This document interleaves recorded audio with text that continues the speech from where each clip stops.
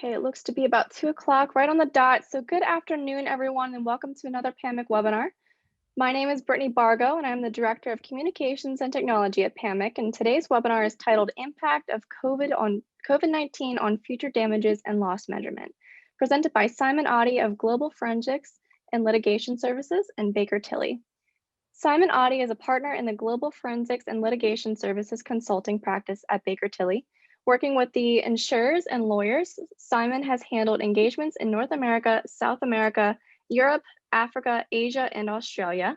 Simon's insurance-related cases focus on property and casualty losses. In addition to clients in the United States, Simon works with clients in the London insurance market, syndicates, and Lloyd's, and handles cases globally. He has handled matters for both claimants and defendants. So just a few housekeeping items before we begin. We ask that if you have any questions, please submit them through the Q&A block at the bottom of your screen. Additionally, if you would like to rewatch this presentation or would like to contact Simon, both will be hosted on the on-demand section of the PAMIC website after the conclusion of this webinar.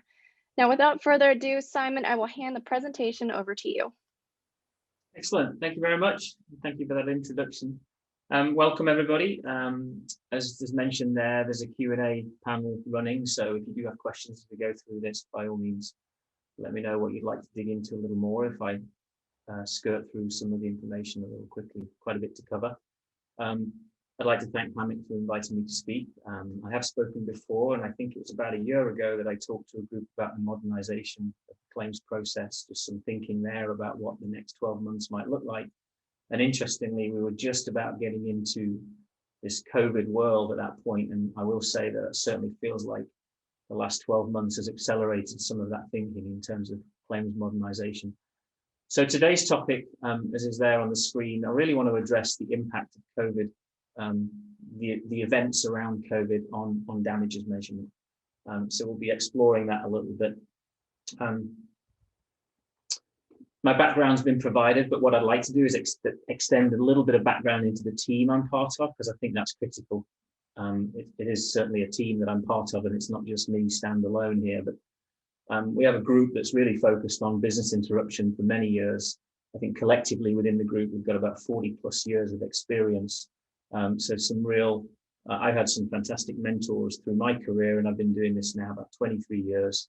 But those that helped me through my career are still part of the practice and still part of the firm, and really helping us to make sure we continue to serve the market and industry in this business interruption and damages perspective. As has been mentioned, we're really just focused on consequential loss. Ultimately, an event happens, there is some damages stemming from that, and how do we manage through that with clients so that they can understand the exposure that exists, maybe set reserves at the front end, and then manage through the claims process to come out with a resolution. And that happens in litigation and more often actually non-litigation circumstances. So I'm based in New York. We have a team, well, when we're in New York and not virtual and in our own homes, which has been the case for a while now, we have a team that's based there, but we really have, we've taken down the walls, and we started to do that prior to COVID anyway, and tried to sort of put teams together that had particular expertise. So I have access to a great group of people that really help us work through these damages situations. I've got some objectives for today. I wouldn't read this as an agenda as much as it's really the sort of 4 focus areas I want us to try and think about together, and I'll talk to you about.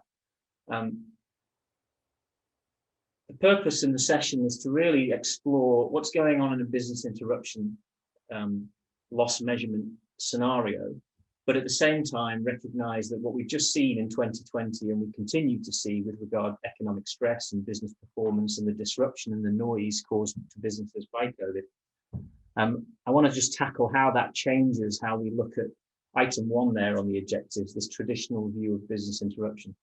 It's just thrown some interesting elements into the whole claim process. Some of those are financial in nature, and we'll look at that. It's also thrown in just economic stress. So you're dealing with people who are now with an insurance claim, you're already in a stressful situation, but they're now potentially involved in this insurance claim for whatever reason, and that's in the landscape of economic distress caused by COVID itself. So sort of going to unpack that a little bit and talk about that. So yeah, here are my objectives. We're not necessarily going to run through them 1, 2, 3, 4, but hopefully at the end of the session, you will have felt like you've got something and taken something away that addresses these objectives. We'll talk about loss measurement and evaluation options in light of what I describe when it comes to this disruption to the typical approach to business interruption modeling.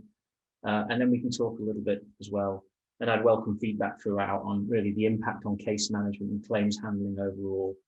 So we'll talk about that. Just to kick things off, I've been dealing with business interruption for quite a while now, as I've mentioned, and so has the team. But what was absolutely astonishing back in March and April of last year was that my children, I have a 15-year-old and a 13-year-old, my children were suddenly talking about business interruption and business income. Not in the way I might, and I know that prior to this event, if I'd ever brought that up at the dinner table, they switched off immediately. But interestingly, they had learned at school about the economic disruption that this event that we've lived through and are still living through had caused. So it was suddenly quite fascinating to see them actually understand what I did as a career. And the reason I say that is because that's just my anecdotal story about what happened to business income from sort of March onwards. You know, it became a hot topic. Everybody was focused on it. COVID obviously caused disruption, and I'll explain that a little more in a minute. But on top of that, you've got your normal run of business interruption claims, just traditional fires, you know, water damage, sprinkler systems failing, property damage, product recalls, cyber losses. All of those things are happening as normal. And now you've got those things happening in this economic landscape that's completely disrupted by COVID. So that was the new mix. And interestingly, like I'd say, it became this hot topic that even my kids wanted to talk about. So I found that quite exciting. Just a bit of sort of setting the scene, really. And the reason I want to do this is because this disruption we talk about through 2020, for the accountants, for myself and my team, as we're doing this analysis of loss management, really through 2020 and onwards, we're finding that it's been important throughout to just draw a line. It's not a strict line in the sand, but it's a line in the sand that sort of designates and delineates the before and after COVID situation. And we'll get on to why that's important in a minute. But in summary, there's a point in time at which a business is sort of doing its thing, pretty productive, pretty active, performance is good, and then this disruption causes their results to just have all these anomalies in them. Some results sort of fell off a cliff, some results were fantastic for some people, although not very many. And then there's this gradual recovery as this sort of social distancing and these restrictions on activity ease up throughout the world. So I don't need to delve into the timeline particularly. It's there, and I believe it will be shared, so it's there. It's really just a summary that says this thing sort of started out in China, went from east to west, traveled through Europe, through UK, impacts the US and then other nations. But ultimately, around about February, March time for us, and I'm sort of giving you an approximate time as opposed to specifically for any one nation, but around about February, March, things draw to a halt. So for us in our analysis on BI claims, that's the point at which we're starting to say, okay, what quote unquote is normal and what is now in this COVID landscape. So I set the scene a little bit there. It's really around that March timeframe. Like we see, China was earlier than that with the Wuhan lockdown, and anybody that relied on China from a supply chain perspective and from a business perspective obviously started to feel problems at that point. And then as we move across from east to west there, it's March that we start to see really the globe shut down and start putting restrictions on businesses and business activity and social activity. So just to sort of talk about traditional business interruption loss, really, I'm completely oversimplifying it on purpose, but it's really, let's look at what we're doing. We've got an unforeseen event that causes disruption to an operation, and as a result, it leads to financial loss.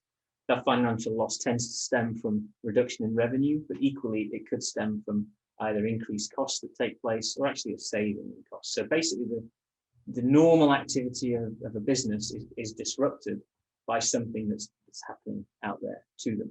And it's usually a single event, and we'll talk about what sort of events are happening.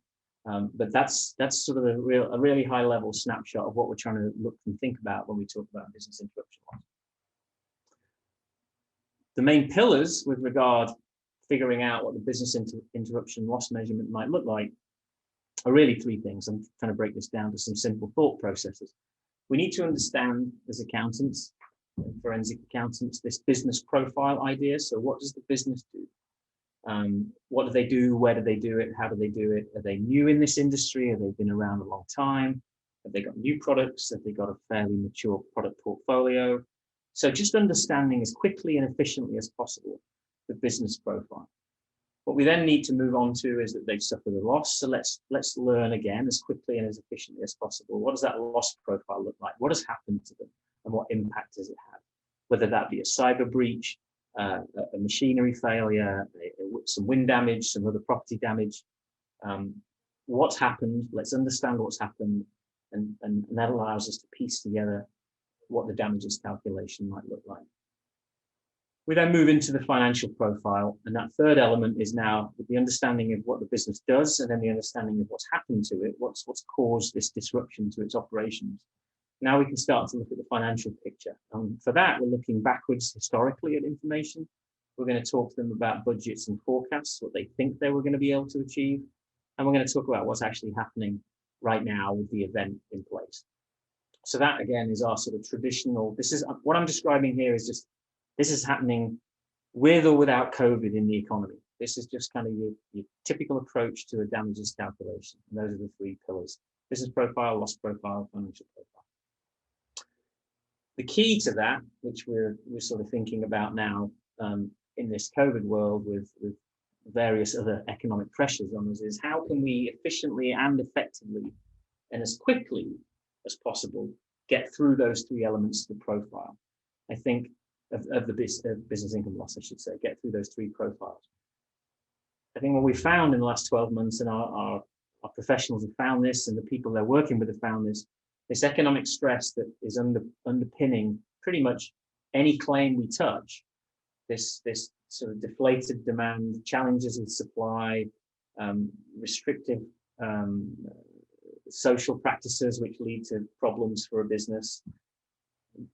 Those things are meaning that there's a tension in the claims process even before you begin. You know, these businesses are under pressure, and then they suffer a fire or some other business interruption event that now puts them in further distress. So the key for us in the last 12 months has been, how do we make sure we're getting through this on behalf of clients and insurance clients?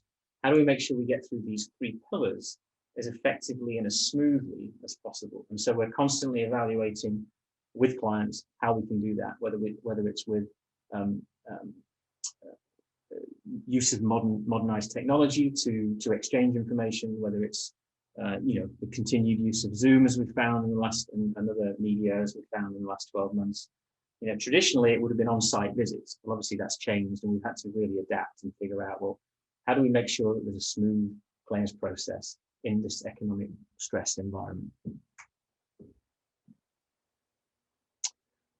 So I'm going to visualize a little bit about this traditional process, what we're looking to achieve. It's really, as mentioned already, it's this understanding this financial profile. Let's look back and figure out what would have occurred but for the event. So I'm going to stick with a fire as the event. So the fire's happened, and we've got to get financial data and an understanding of the business that allows us to forecast, well, what would have happened without this fire to the business? So it's a look back to look forward. We're understanding, as I mentioned, the market in which the business operates, and I'll mention why that's important in a minute. We can't take it in isolation. We've got to look at the sort of extenuating circumstances in which the business operates, because some of those are going to be a factor in how we measure the loss. There's going to be things that are related to the fire and caused by the fire, and that's what we're trying to isolate. But equally, there are going to be pressures on the business that have got nothing to do with the fire, but do in fact have a detrimental impact on the business. And we've got to try and separate those things. And that's true of the increased cost too, and also any savings. So visually, really simplified model on the page here. Ignore the numbers. It's really just to try and portray what's going on. The green line, we're trying to get historic data or some other understanding in which we can project what this business would have done. That could be 12 days, 12 weeks, 12 months, whatever you want to interpret that to be. Ultimately, then, we're going to contrast that with the actual results that take place, and we're going to create this gap. Now, that gap in red Could be all resulting from the event that took place in period 2 on this map, on this chart. But equally, as I've mentioned, it could be full of other things that are affecting this business. And one of those things that we know from last year is COVID. So this is the sort of principle that we're driving at with all our modeling. It's let's understand what happened, what was the event, let's build those 3 pillars, but not lose sight of the fact that we need to understand what's going on in the landscape and the economic environment and with the business, because probably other things that are factoring in on whether the loss that we measure is actually directly related to the loss event that we care about, or whether there are other contributing factors that shouldn't form part of our loss model. So that's what I address here and try and depict in this chart. We've got this disruption. Here's a few of the things we're thinking about all the time from the beginning. And these are the financial elements. So we've obviously got to get to a loss, and we've got to think about any savings that the business encountered during this loss period. We also know that we've got to consider any increased costs that they dealt with, whether that be increased costs of freight, overtime, outsourcing to help production continue in light of the disruption that they may be facing. We need to understand the time from the perspective of how long is this event that we're measuring, how long is it an impact? And that's been challenging with COVID, because obviously that COVID impact on sales and performance is perhaps masking how long the actual fire event or other disruptive event that we're trying to measure the damages for, how long has that actually been a factor compared to other extenuating circumstances, so to speak. Profitability we're obviously interested in, and that could be that there's no real loss of sales, but what there's been is a change in the product mix. And so margins on the products that the business is able to sell because of maybe a supply chain issue, or if there's a product recall and they've got to take one product off the product portfolio and substitute it with something else, maybe the margin on that is not quite as good. So the volume they sell doesn't change. They manage to recover and mitigate that from in their product recall environment, but the margins they make on those replacement products are not quite as good. So we've got to think about profitability. And then, of course, revenue, which is the traditional loss measurement that we're looking at, is there's been an impact and there's been a sales or a revenue downturn that we're going to measure. We're always thinking too about non-financial when we're exploring these losses and understanding the impact. So again, we talked about the financial a minute ago. There are many, many things that we want to understand from a business, and how deep into an investigation we go really depends on the magnitude and scale and severity of the loss.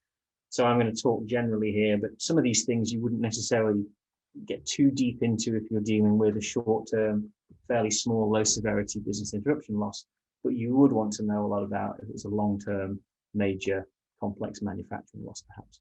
So it really depends on how deep you need the investigation to go in the review. But we're certainly interested in knowing what's the business doing about its effort to recover from the fire, continuing with my example. What's it doing to make sure it gets its production levels back to normal? Are they running overtime? Are they using, as I mentioned, co-packers, or outsourcing some of the activities to try and get things back to normal? Do they in fact end up with a period of makeup? And makeup is really just a concept whereby the sales loss that we saw in that dip on the chart, that we perhaps say, oh, look, they've suffered this loss and that makes sense. But we're also exploring, when they get things back to normal or move towards being back to normal, do they actually see an uptick in activity? And some of that sales loss that we might see as a loss in the beginning is actually just a delay in activity or delay in sales, and they ultimately sell the product later on, and that needs to be an offset, so things like that. Are contracts lost, and in which case how much of the contract needs to be dealt with under the insurance coverage that exists? I've seen scenarios where the business chooses to make business decisions in the recovery process that extend their interruption period. Now, obviously, that's a choice they make, and so we need to think about whether a notional period of restoration exists. In other words, the fire I described, maybe it's a 2-month rebuild and restoration to the property, but they choose to make some modifications, or they choose to put an extension on the factory, or they choose to move it to another location. Well, then we're looking at a longer period of restoration, or a longer period of loss, I should say. But some of that is not part of the loss event. Some of that is a decision they make. So it's figuring out what that notional period of restoration might look like. We see impact on promotional activity. So the event disrupts the plan to go to market with a new product, or maybe just a promotion, a seasonal promotion, and the impact of that in terms of the loss needs to be considered. Does that event actually just disappear and they lose the benefit of that event? Or as we've seen on a number of occasions, they merely delay it. And when they delay that event, that needs to be considered in the overall analysis, because it's not that it's lost and the sales associated with that event are lost, but in fact, we need to consider that. And I did see a situation where they delayed a launch of a product and a promotion around that because of an event. They simply couldn't produce the volumes that they needed for that promotional activity. So they delayed it. What happened is they delayed it to a later period. And in fact, when they launched later on, they were the only show in town. What I mean by that is they were launching in a period where it was only them, despite their competing products. It was a food product.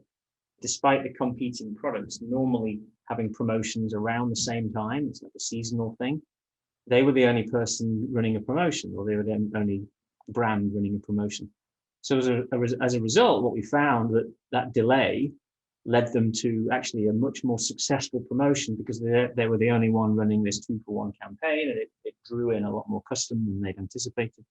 So that's kind of a cross section between makeup and promotional activity that the analysis required us to understand. So has some financial impact, but equally it was just understanding sort of the go-to-market campaign that they had and some of the timing around that.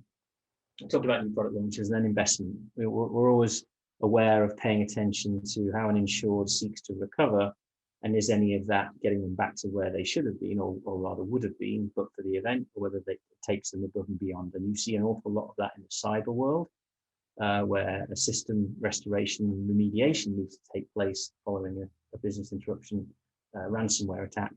And some of that improvement is really way above where they were in the first instance for the event. And so there needs to be some consideration of betterment there.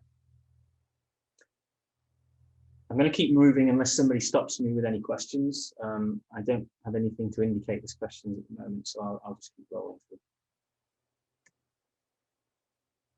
So what I described is really a snapshot of what we look at typically when business interruption is happening, and we're in this sort of what I would describe as pre-COVID normal landscape, where there's just normal market forces in play.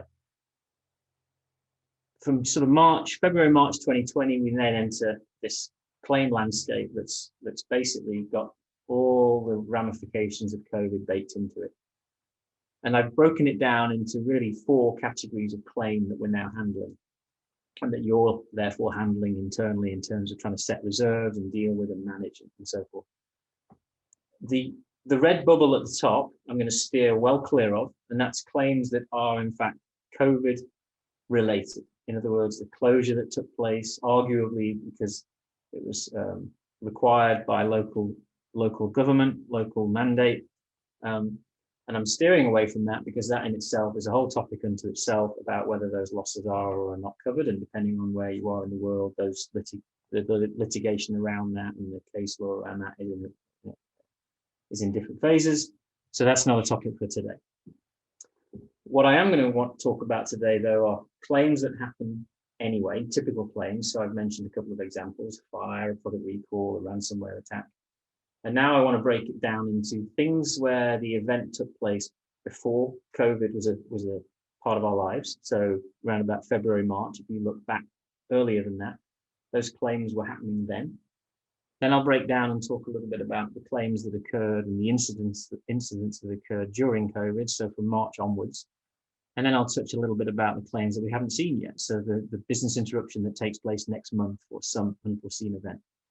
And I want to sort of just touch on how those 3 elements and dealing with those claims has proved a challenge in the last 12, 14, 15 months. And then talk a little bit about how we should start thinking about it as it continues, because there's a while yet before the impacts of COVID and the performance for businesses during this COVID period are going to be part of the analysis we perform for a while yet, and I'll talk about that in a minute. So ultimately, it's going to mean this BI calculation, this look back to look forward, is going to have us looking at a revised approach. It's not fundamentally redesigning the approach, but it's certainly looking back at the data and being very alert to the anomalies that are in that data. So if you take a 6-month fire, if you take a fire that affects a plant and it's going to be a 4 to 6 month recovery period, typically for that length of business interruption loss, we would want to look back at some prior year data, maybe 1 or 2 years of information to try and understand, is the business growing, is it shrinking, what's the sort of activity level look like, and we would use that data to look forward. Well, of course, if that's happening in the in this COVID period, as we look back, what we're looking back is what data that's just riddled with anomalies. And as I mentioned, some businesses, their revenue streams just sort of fell off a cliff, went from decent results down to very little in terms of performance, and they've slowly recovered. If we're going to look back and use that as any sort of benchmark for the loss that we're now measuring, obviously there's just huge anomalies in that data set, and we've got to revise our thinking about that. Going back to those sort of 3 time periods for losses that happened before February and March, what was happening there is that the loss exists. So let's say there's a loss in December 2019. Business is looking to recover and it's looking for its insurance program to kick in and help with the business interruption loss. Then February and March come along, and suddenly this same business is now in this economic stress. So first of all, you've got all the stress attached to dealing with that claim now, accelerating the need to see this claim resolved. So the business owner is under a new level of tremendous pressure. There is now a problem in terms of projecting the losses from February, March onwards, because we've got to try and build in, well, what would you have done without the fire back in December? Now that looks very different in terms of what you would now do without the fire, but with COVID, right? So we're having to really just get into the analysis to try and understand that. And what that does then, as you can appreciate, is it creates just this tremendous stress on the claims professional involved in that process, be it the insurance company, loss adjusters, the third-party loss adjusters, ourselves, brokers involved, and the insured themselves. There's just this suddenly there's this new element of urgency to take care of this claim. So there's your sort of pre-COVID scenario. Loss scenario during COVID, and now you're into this again, same sort of stresses in terms of economic stress that the business owner is under, but now you've got these sort of projections challenges to deal with. And there's an example of that I'll use as an illustration shortly, but ultimately you're now trying to revise projections for what the business would have achieved with this COVID impact built into it, essentially. But meanwhile, they've suffered a fire perhaps that takes them out of business for 2 months or so.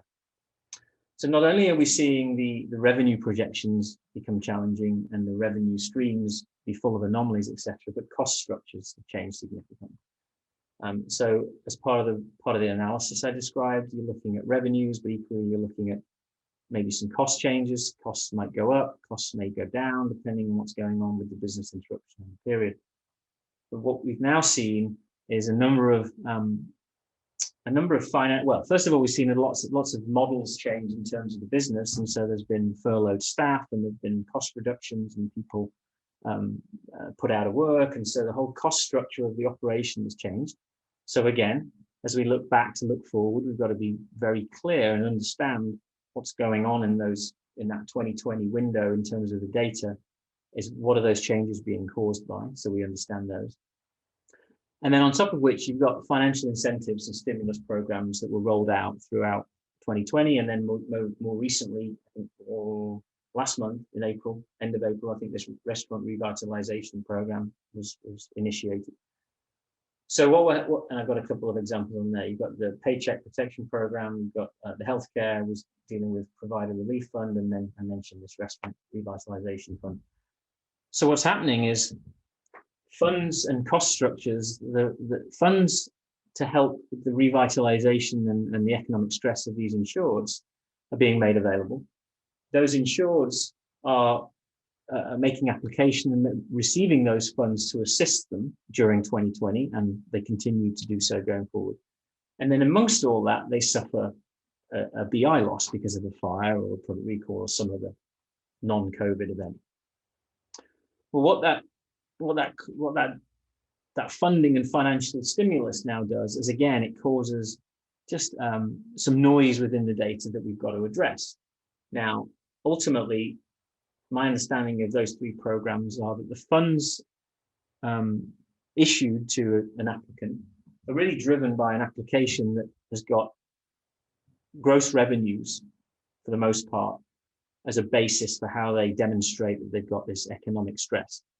So the restaurant fund, for example, seeks, and that just came out, so I was looking at that the other day, that just seeks somebody to report 2019 gross receipts as seen on a federal tax return. Also report 2020, and the delta between those 2 years is going to be used as an indication as to what they might qualify for in terms of stimulus and funding. Now, if you think about how that interplays with a claim that you might be dealing with, which is completely unrelated to COVID, it's just simply this fire I described, and that happens in perhaps November of last year.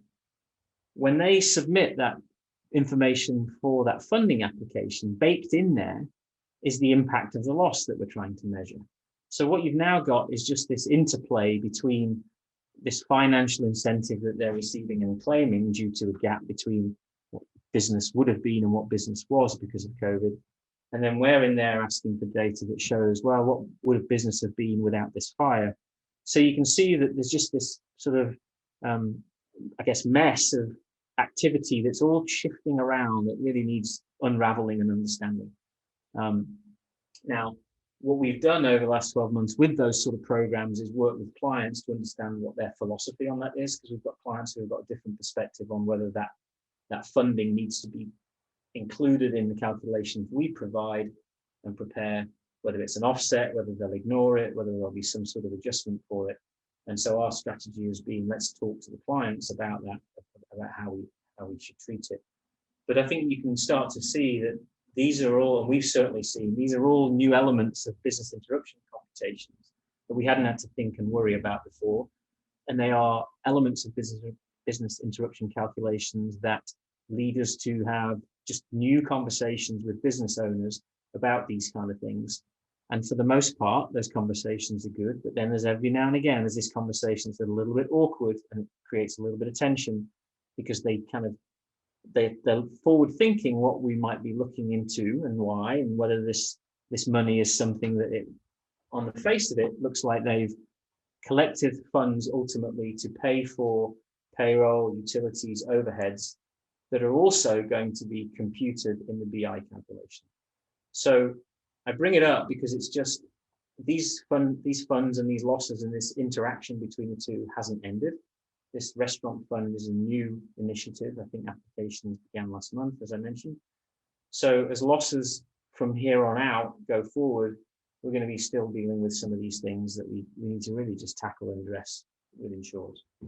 So going back to those sort of three catch points of losses, you've got those that existed before before COVID began, and they trickle into the COVID period. So you've got projection challenges there, the economic stress. You've got the losses that happened during 2020, and those continue. You've got the interplay with these funds, and you've got projections and stress attached to those. And then you've got losses that we haven't yet started to deal with, where some of those things are just described, the economic stress, the funding that might have an interplay, the projections. As business starts to get back, we hope, to normal, those projections are going to prove pretty challenging as far as trying to isolate what the revenue would have been if it weren't for, in my example, the fire. So just lots of things to think about. This sets out some similar things, just really addressing in a visual sense how we've got to think about the modeling complexities and the look back and projections and how they're going to be, how they need to be thought through really with regards to some of these things that have been brought into play because of the COVID landscape. So our experiences to date, without a doubt, the claims environment has become increasingly challenging. I think we've seen this separation of COVID impact and the insured event impact. Trying to separate those two things has just proved challenging. You've got, like I say, I think you've got insureds who are in this economic stress, and they won't necessarily agree with this separation immediately. They may eventually get there, but they certainly think that the entire loss that they see in their financial records is insured event related, and there's this adjustment that reduces that loss perhaps for other factors, i.e. COVID. They don't necessarily see the connection right away. And there's an illustration coming up. So we're seeing increased disagreement. That's not increased litigation in this environment, but just increased disagreement at the initial review stages, which I think in an already grey area that business interruption is, it's trying to project what might have happened, crystal ball gazing essentially. It just means that there's just more time. I think my personal experience and the team's experience is that these losses are taking a little bit longer than historically to deal with. And I think that's down to some of these disagreements and misunderstanding of what's the loss that was insured and what's COVID related and what are these other factors and how do we deal with them. So as a result, claims are taking a little longer to deal with, I would say. And the downside of that is an insured sort of starts to think and feel, I've got my insurance, it's taking longer to settle this claim, and that's not necessarily a great experience for them. So as I mentioned earlier, we've been working with our clients to make sure and be very cognizant of trying to avoid, these significant disagreements just going on and on and on indefinitely, and trying to reach some sort of resolution and being smart about that. I've mentioned increased cost of working is something we study and look at during these losses and during these loss periods. Obviously, COVID has led to increased sanitation costs. So in the 2020 period, we're going to see an uptick in some of that cost activity that we need to kind of understand that it's perhaps COVID related and not related necessarily to a product recall event or a food contamination on the premises. Excuse me. And so assessing and understanding what's causing that is key. As far as experiences to date with recent sort of weather events in the US, Texas storms, we've seen an increase in sort of claim volume as we see traditionally a few times a year with storm season, cat season, hurricane season, things like that. So what we tried to do with a view to sort of speeding up this process is introduce automation where it makes sense, but not removing the human touch, because I think a piece of that is without a doubt still important.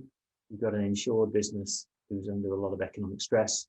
And if you're looking at a middle market insured, they don't necessarily have the sophistication or perhaps even the balance sheet to get through this. And so they're really looking for the insurance company to be a partner, and therefore us as an insurance company, agent of the insurance company or vendor, again, looking for partnership really so that we can get through this claim process during a time of emotional distress.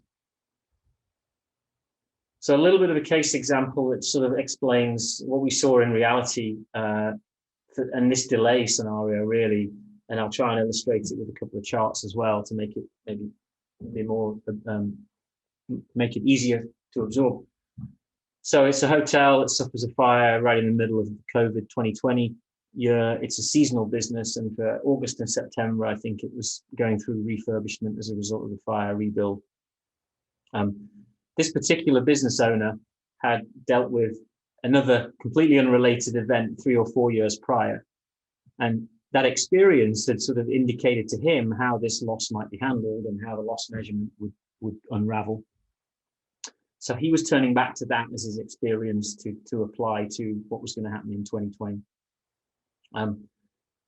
Obviously, we know that in 2020, we talked about it, March onwards, there's travel restrictions, there's limitation. And so right away, our professions are starting to think, well, this business is going to be struggling in August and September anyway, irrespective, and probably had struggled a little bit from March onwards during 2020 anyway. And so we need to start to think about that right away. I say at the bottom there, some statistics showed a 50% decline. We ended up, as part of this review, it's quite a sizable loss, but we ended up having to sort of try and use external data almost paint this picture of what was happening to the hotel and leisure industry for this particular insured, to try and convince him how we should look at the loss. But visually speaking, we got our data, we mapped out the revenues that they were achieving. As you can see, the two green lines, the sort of pale green and the dark green. Pale green's 2018 results, dark green's 2019, shows some consistency. It's that seasonal business that's June, July, and August. And if I advance one more, what the business owner was focused on, because of how the prior loss had been looked at, is, well, let's look at this block. This is my season. Right? This is where I have my most successful months. So June, July, and August, I want to look at. And he was very, very, very focused on that shaded area. We, of course, needed and wanted to introduce what's going on the left-hand side now, this other area where you see 2020's results, which is the red line, drop beneath 18 and 19.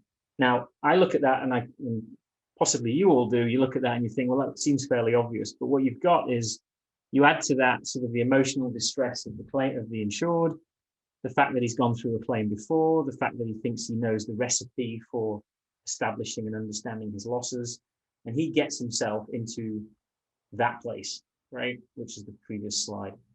And then we have to try and understand his business, and what we start to see now is something slightly different. So this particular loss, and this is where I bring it full circle to the sort of claims management expectations, this particular loss took about 3 months of additional research and various meetings and conference calls, plus, they don't happen as frequently as easily as they might.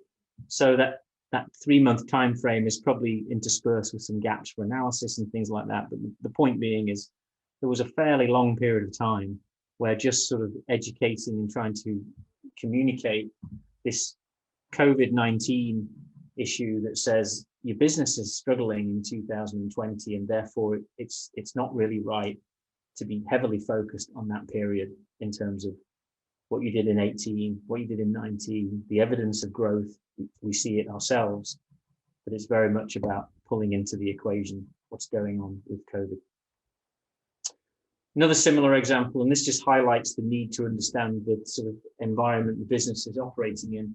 This is a medical device manufacturer. They suffered some wind damage, which took down part of the plant.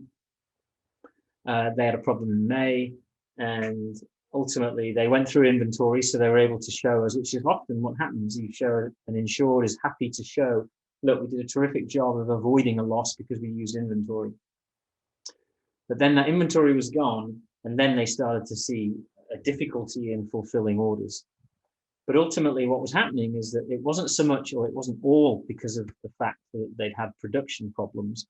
Part of the problem was being caused by market conditions. Production capacity was restricted because of supplies. And so, again, which is one of these scenarios where you've got to get into the fact pattern associated with the loss, and then some education and understanding shared between us and the insured. But again, it was just a challenge to convince them that this loss that they'd suffered was in fact partly because of the incident, partly because of the wind damage and the production disruption, but equally there was a fairly significant element of the loss that was because they simply couldn't get the raw materials they needed. So even with the production process running as they had wanted it to, they wouldn't necessarily have been able to produce the products that they believed they would have sold. So 2020 onwards, what's worked well? Without a doubt, the successful claim management has been with open dialogue. I think with the entire sort of insurance industry under a bit of a lens because of COVID-19 and what's, in terms of business interruption, COVID-19, whether it's covered, whether it isn't.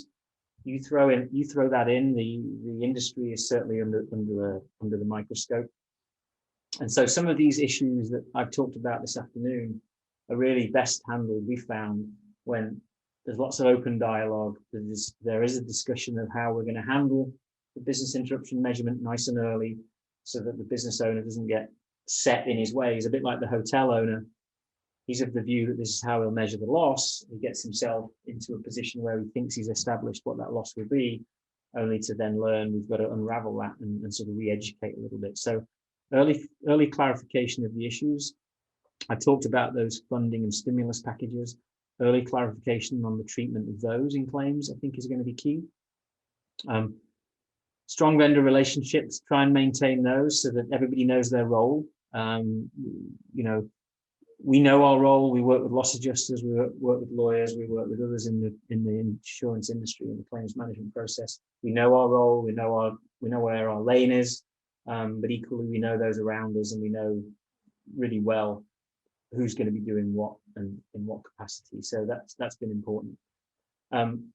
Without a doubt, getting good historic data and understanding it has been something that's important, and that can only come really from a dialogue, often with a dialogue with the insured who's presenting that data.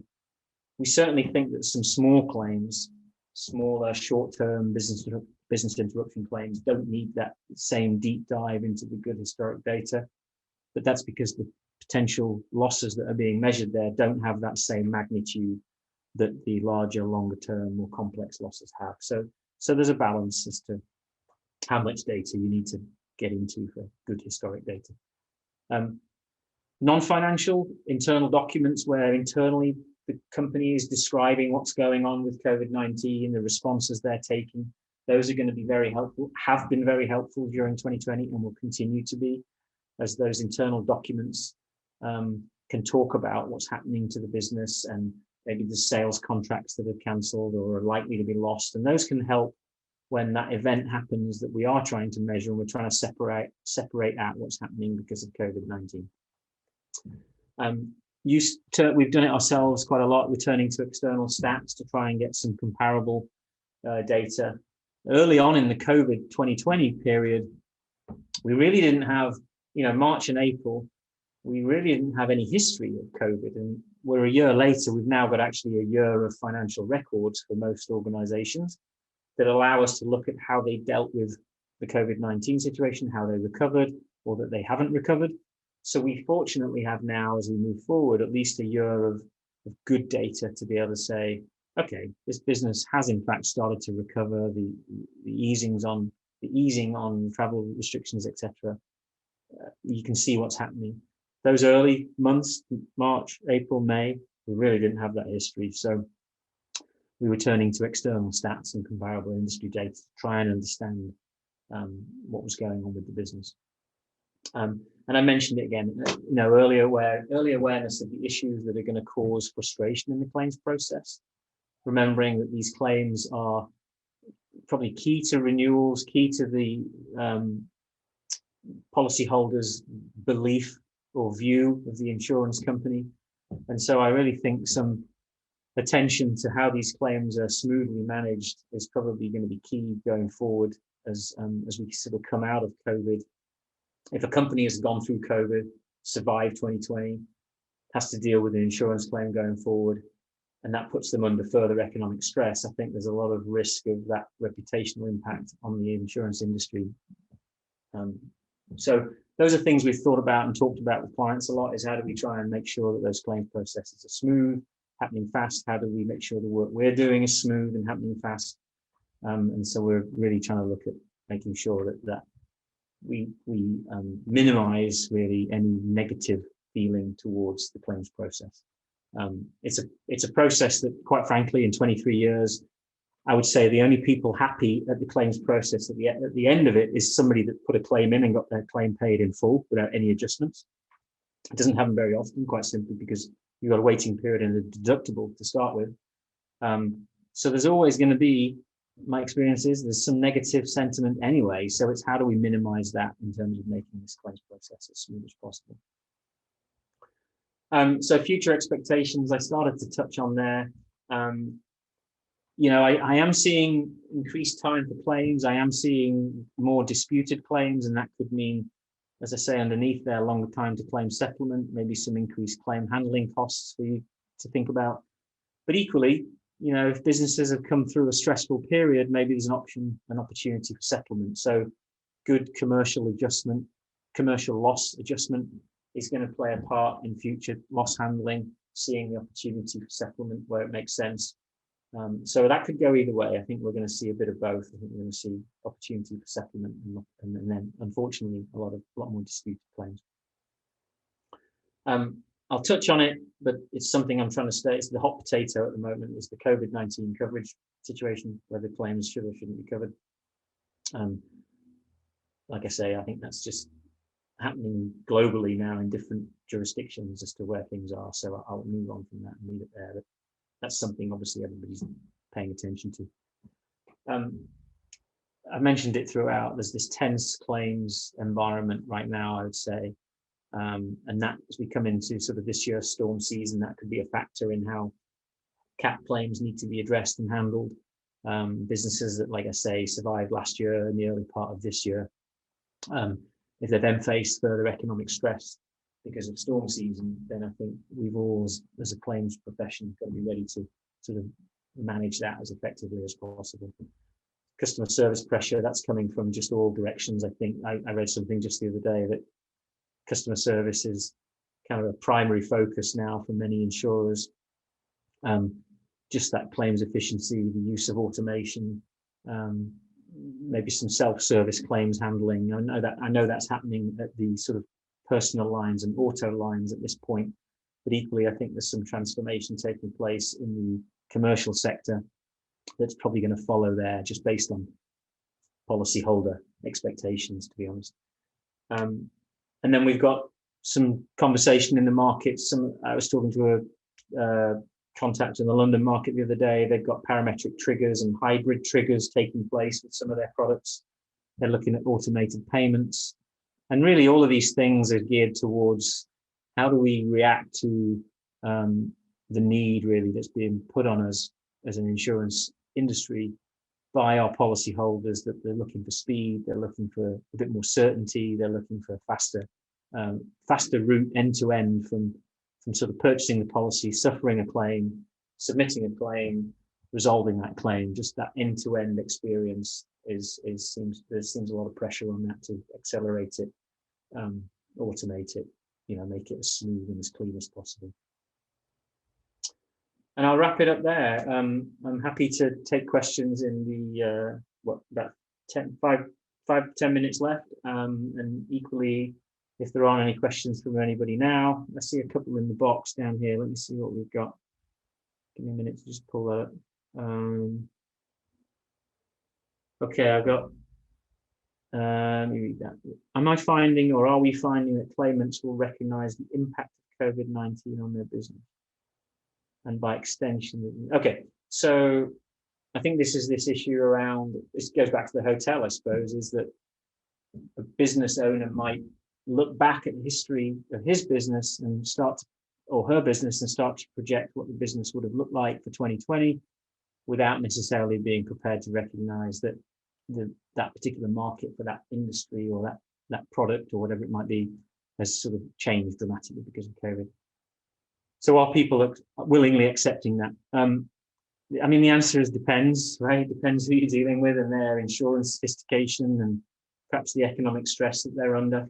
I secretly think they get it, but equally it's sort of a reluctance to accept it because they've gone through a fairly difficult, let's say, March, April, May, June, and they suffer a loss in July and August. I think it's kind of tough, right, at that point to sort of, it's just more and more stress for them. And so I think there's a reluctance to recognize it, but ultimately with some good conversations, I think they come around to it. We've got a couple more here.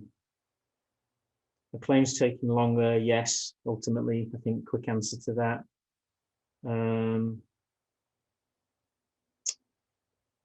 Cost structures change. Yeah, I talked about the cost structures. Yeah, so the cost structure thing, the biggest thing for me and colleagues right now is how to deal with these financing stimulus programs, funding stimulus programs.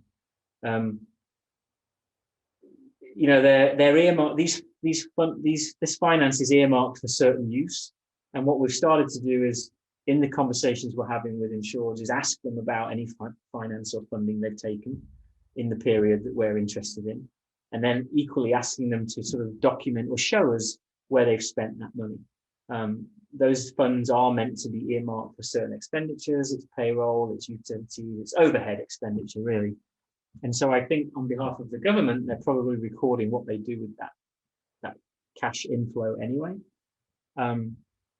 So we're asking for that same information, and most people are prepared to provide it. And I think we accept what they provide. I mean, if they're providing that to the government as support, we to a degree, we'll trust it, that it's accurately reported, etc. And we'll just explore it a little bit. But interestingly, what we're also seeing is some of those funds, just how they're reported. So if there's a fund that comes in, an organization might get a funding, I don't know, of $2 million, and it gets posted into the P&L in August. But that 2 million might actually reflect a longer period of distress. And yet there it is right there in August. So we're having to just understand what period it relates to. We may be in the middle of a BI calculation that spans July, August, and September. And suddenly this sort of stimulus package funding sits right in the middle. And it's a question of understanding what impact that has on the calculation. Couple more questions. Oh, how long would the impact of COVID-19 on analysis? I think that's what the question is asking. Yeah.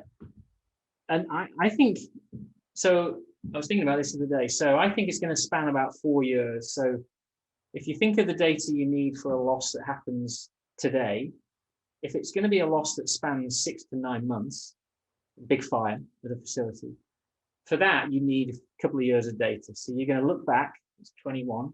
So you're going to get 2020's data, financial records and activity. You're going to get 2019's data. Well, those two are going to look kind of weird compared one against the other, either a significant decline in revenue or maybe a growth in revenue.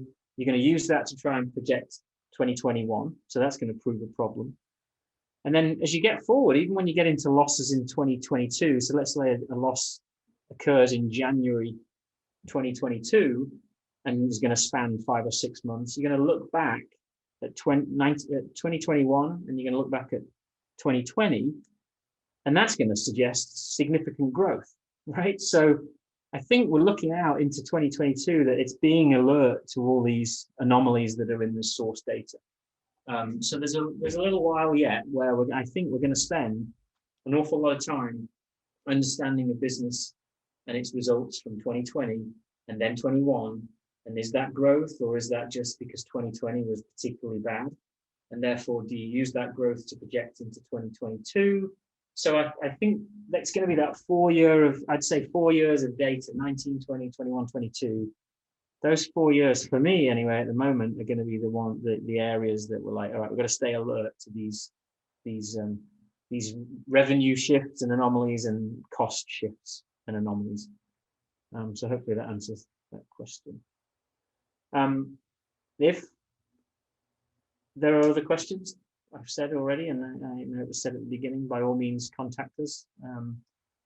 Myself or the team will get back to you and we can help you understand what you need to know. And with that, I'll hand it back. All right, thank you so much, Simon, for that. I appreciate it. Please remember, if you do have any further questions for Simon, his contact information will be provided, as well as the recording of this session on the on-demand section of the PAMIC website. Another just quick reminder, the PAMIC Claims Summit is actually next week, so register on the PAMIC website as well to reserve your spot. Just another thank you again for Simon and Baker Tilly for hosting this presentation, and I hope everyone has a great rest of your day.